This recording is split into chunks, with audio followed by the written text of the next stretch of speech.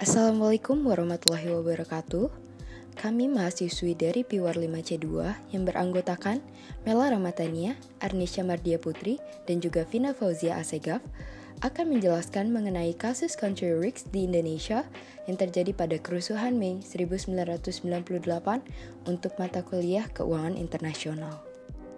Lalu, apakah country risk itu? Country risk atau risiko negara yaitu risiko yang timbul karena perubahan ekonomi atau politik suatu negara yang berdampak pada negara lain yang akan berhubungan dengan negara tersebut.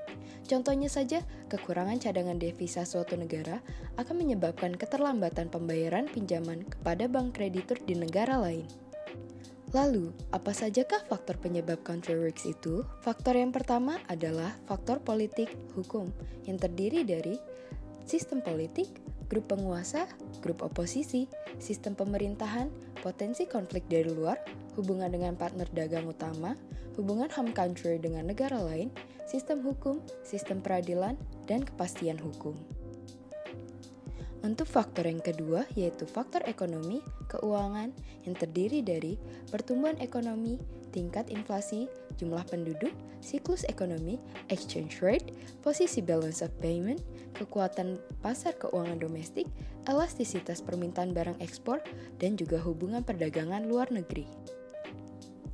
Untuk faktor yang ketiga yaitu faktor sosial dan budaya, terdiri dari social group yang terdiri dari etnis, agama, bahasa, dan kelas sosial, sikap penduduk terhadap waktu, pekerjaan, keberhasilan, perubahan dan pekerjaan, tingkat buta huruf, kesadaran politik penduduk, ketenangan social unrest, dan juga pandangan terhadap materi.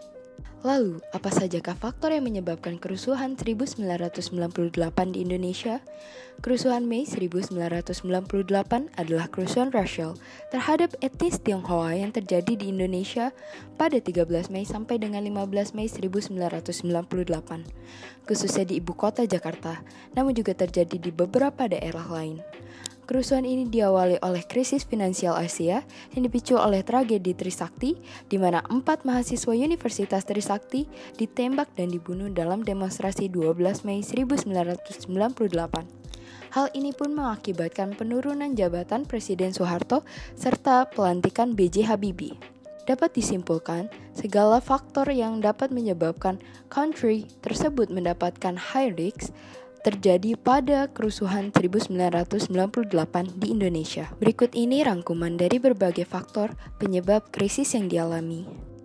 Untuk yang pertama, tingkat depresiasi rupiah yang relatif rendah berkisar antara 2,4% pada tahun 1993 hingga 5,8% pada tahun 1991. Antara tahun 1988 hingga 1996 yang berada di bawah nilai tukar nyatanya menyebabkan nilai rupiah secara kumulatif sangat overvalued. Ditambah dengan kenaikan pendapatan penduduk dalam nilai US dollar yang naiknya relatif cepat dari kenaikan pendapatan nyata dalam rupiah dan produk dalam negeri yang makin lama makin kalah bersaing dengan produk impor. Yang kedua, akar dari segala permasalahan adalah utang luar negeri swasta jangka pendek dan menengah, sehingga nilai tukar rupiah mendapat tekanan yang berat karena tidak tersedia cukup devisa untuk membayar utang yang jatuh tempo, beserta bunganya, ditambah sistem perbankan nasional yang lemah pada saat itu. Untuk yang ketiga, defisit neraca berjalan yang semakin membesar, yang disebabkan karena laju peningkatan impor barang dan jasa lebih besar dari ekspor, dan melonjaknya pembayaran bunga pinjaman. Sebab utama adalah nilai tukar yang sangat overvalued yang membuat harga barang-barang impor menjadi relatif murah dibandingkan dengan produk dalam negeri. Untuk yang keempat, IMF tidak membantu sepenuh hati dan terus menunda pengucuran dana bantuan yang dijanjikan dengan alasan pemerintah tidak melaksanakan 50 butir kesepakatan dengan baik. Negara-negara sahabat yang menjanjikan akan membantu Indonesia juga menunda mengucurkan bantuan menunggu sinyal dari IMF. Padahal keadaan perekonomian Indonesia makin lama makin terpuruk. Bank Dunia melihat adanya 4 sebab utama yang bersama-sama membuat krisis menuju ke arah kebangkrutan. Pertama, akumulasi utang swasta luar negeri yang cepat dari tahun 1992 hingga Juli 1997 sehingga 95% dari total kenaikan utang luar negeri berasal dari sektor swasta ini dan jatuh tempo rata-ratanya hanyalah 18 bulan. Bahkan selama 4 tahun terakhir, utang luar negeri Indonesia jumlahnya menurun. Kedua, kelemahan pada sistem perbankan. Ketiga, masalah governance termaksud kemampuan pemerintah menangani dan mengatasi krisis yang kemudian menjelma menjadi krisis kepercayaan dan keengganan donor untuk menawarkan bantuan finansial dengan cepat. Keempat, ketidakpastian politik menghadapi pemilu yang lalu dan pertanyaan mengenai kesehatan Presiden Soeharto pada waktu itu. Dampak dari krisis.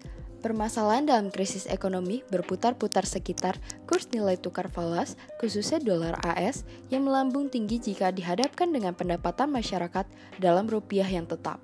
Bahkan dalam beberapa hal turun ditambah PHK. Padahal harga dari banyak barang cukup tinggi, kecuali sebagian sektor pertanian dan ekspor. Imbas dari kemerosotan nilai tukar rupiah yang tajam, secara umum sudah kita ketahui.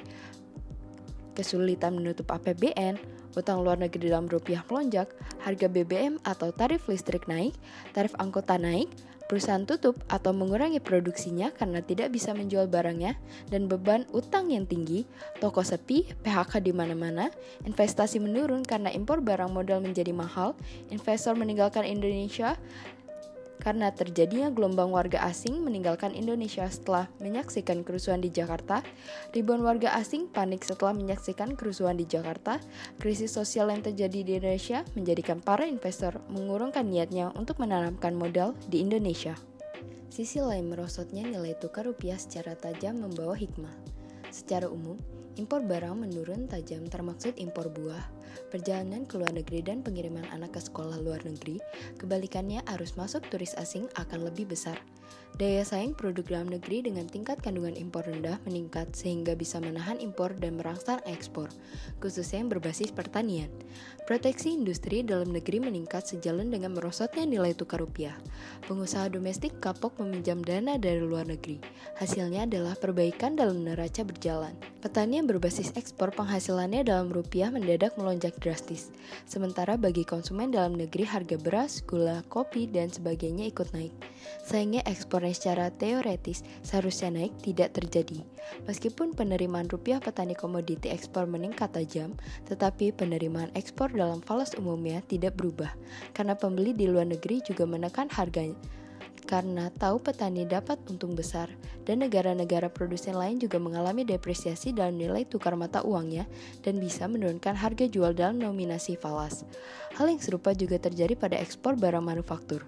Hanya di sini ada kesulitan lain untuk meningkatkan ekspor, karena ada masalah dalam pembukaan LC dan keadaan sosial politik yang belum menentu sehingga pembeli di luar negeri mengalihkan pesanan barangnya ke negara lain. Sekian presentasi dari kelompok kami. Terima kasih. Wassalamualaikum warahmatullahi wabarakatuh.